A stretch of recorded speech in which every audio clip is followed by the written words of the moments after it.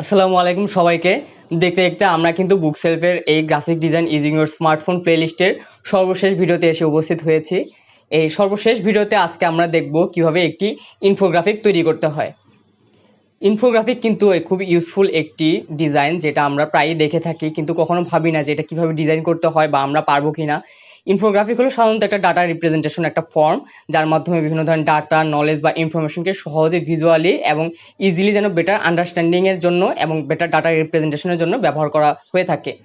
এখন একটি ইনফোগ্রাফ কিন্তু ছোট একটি মেসেজ বা বিভিন্ন ধরনের বিশাল একটি বৈশিষ্ট্য প্রকাশ করে থাকে, বা বিভিন্ন ধরনের একটা ডাটাকে সহজে একটি কম্প্যাক্ট ফর্মে প্রকাশ করে থাকে।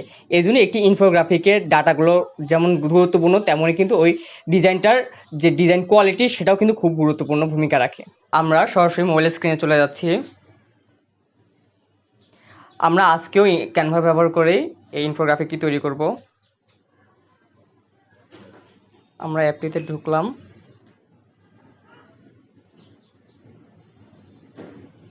তারপর এখান থেকে আমাদের সার্চ করতে হবে ইনফোগ্রাফিক।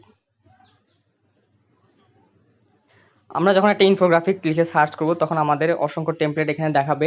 এগুলো সাধারণত আমাদের চুজ করতে হয় আমরা কি ধরনের ডাটা এখানে চাচ্ছি তার উপর ভিত্তি করে। আমরা যদি কোনো নিউজ লেটার তৈরি করতে চাই তার জন্য একটা হবে, আমরা যদি কোনো রিপোর্ট কার্ড তৈরি করতে চাই তার জন্য হবে আরেকটা টেমপ্লেট।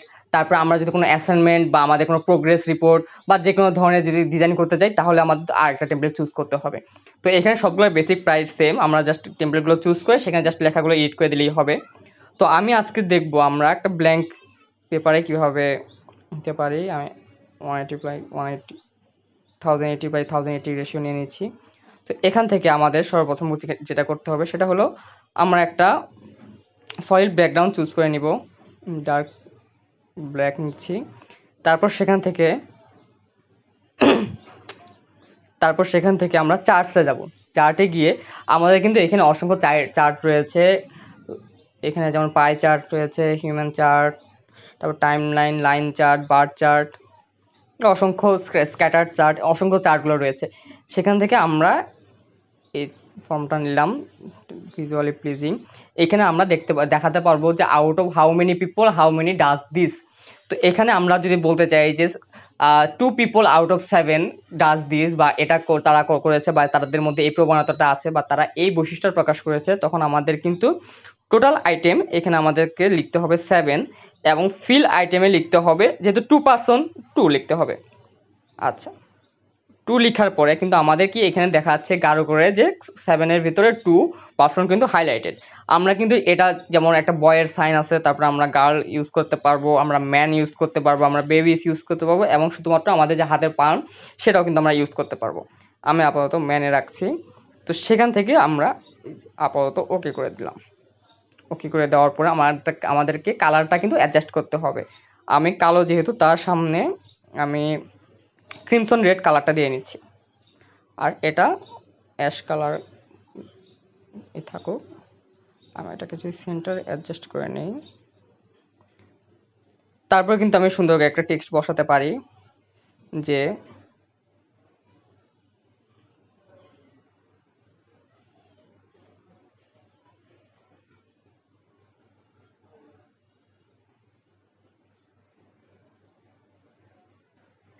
এখান থেকে টেক্সটে গিয়ে হেডিং আমি নিয়ে নিচ্ছি যে 2 of 7 people।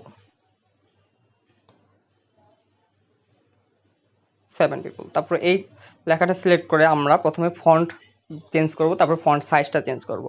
আমরা বেবাস নিউ ফন্টটা সিলেক্ট করে দিচ্ছি, তারপর ফরম্যাট একটু বোল্ড করে দিব। তার ফন্ট সাইজটা আমরা এখানে ম্যানুয়ালি অ্যাডজাস্ট করব, দেখবো আমাদের মিলে কিনা। আর হ্যাঁ, ওকে, 2 out of 7 people। তারপরে কিন্তু আমরা বিভিন্ন ধরনের গ্রাফ ইউজ করতে পারি, যে তারা ভাবে যে 40% এটার ঠিক হবে বা 60% হবে, এরকম আর কি। আমি আরেকটা চার্ট নিয়ে আসছি, সেখানে আমি যদি পাই চার্ট নিয়ে আসি, এখানে পাই চার্টটা ছোট করে দিলাম।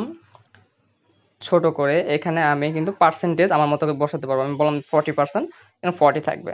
তারপর লাইন যে উইথ সেটা কিন্তু আমি একটু কমাতে পারবো। আর আরেকটা জিনিস, এক একজনের এক এক রকম প্রেফারেন্স থাকে। আমার কিন্তু রাউন্ডিশ যে এজ সেটা ভালো লাগে না, সেজন্য আমি এটাকে অফ করে দেব। আচ্ছা, তো এই পর্যায়ে নিয়ে আসার পরে আমরা এখানে আবার কালারটা চেঞ্জ করে দিব, ব্লুতে সিলেক্ট করে ক্রিমসন রেড। তারপর কিন্তু আমরা এটাকে সুন্দরভাবে প্লেস করার পরে লাইন চার্ট আবার নিয়ে আসতে পারি, বা প্রোগ্রেস চার্ট। এটা যদি নিয়ে আসি আমরা, যে দুইজন যে সিলেক্টেড হলো তাদের মতামত কি, এখান থেকে আমি আবার ডিফারেন্ট একটা পার্সেন্টেজ দিয়ে দিচ্ছি, আমি 60% দিলাম। লাইন উইথ আবার কমিয়ে 12 করে দিলাম। তারপরে এটা যদি 2% যখন ডাবল হয় তাহলে ডুপ্লিকেট ধরে নিচ্ছি, সে তার 60% না, তার ছিল 35%। ওকে, কালারগুলো অ্যাজ ইউজুয়াল চেঞ্জ করে দিব।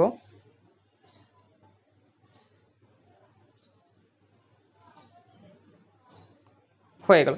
আমরা চাইলে আরও কোনো চার্ট গ্রাফ ইউজ করতে পারি। আমাদের এখানে বিভিন্ন ধরনের সুন্দর সুন্দর চার্ট রয়েছে, সেগুলো আমরা আমাদের মতো করে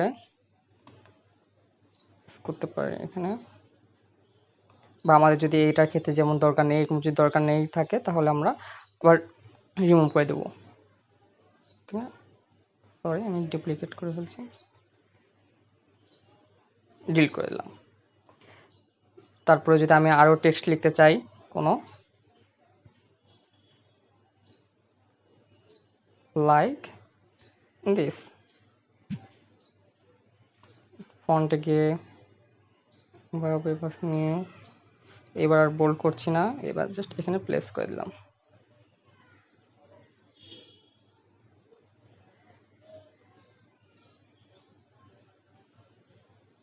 অ্যালাইনমেন্ট ঠিক রাখবো।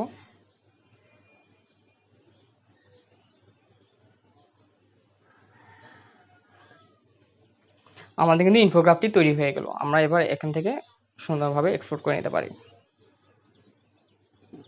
আমরা কিন্তু খুব সহজে শিখে ফেললাম কিভাবে ইনফোগ্রাফিক একটা ডিজাইন তৈরি করতে হয়। এখন কিন্তু আমাদের বিভিন্ন প্রজেক্টের কাজে বা যে কোনো ধরনের অ্যাসাইনমেন্ট বা আমাদের ওয়ার্ক রিপোর্ট ইত্যাদিতে কিন্তু আমরা খুব সহজে একটা ইনফোগ্রাফ কিন্তু তৈরি করে ফেলতে পারবো। তো প্রতিদিনের মতো আজকের একটি কোশ্চেন থাকবে আমাদের পক্ষ থেকে, শেষ প্রশ্ন। সেটা হচ্ছে, এই যে এখানে আপনারা একটি চার্ট দেখতে পাচ্ছেন, এই চার্টটা কি ধরনের চার্ট? তাহলে শেষ করছি আজকের মতো। সকলে ভালো থাকবেন, সুস্থ থাকবেন, আর বুকশেলফের পাশেই থাকবেন। ধন্যবাদ।